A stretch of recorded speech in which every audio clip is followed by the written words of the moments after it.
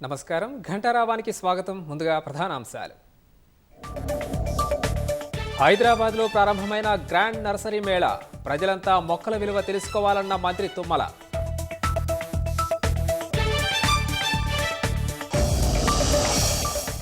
Kukatpally housing board colony స్థలాలకు గిరాకీ, గజానికి 1,90,000 రూపాయలు పలికిన ధర.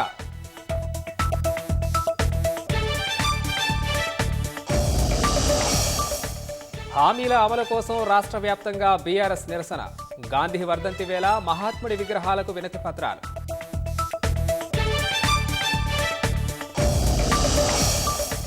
గోషామహల్లో కొత్త ఉస్మానియా ఆసుపత్రికి రేపు సీఎం శంకుస్థాపన, ఏర్పాట్లను పరిశీలించిన ఉన్నతాధికారులు.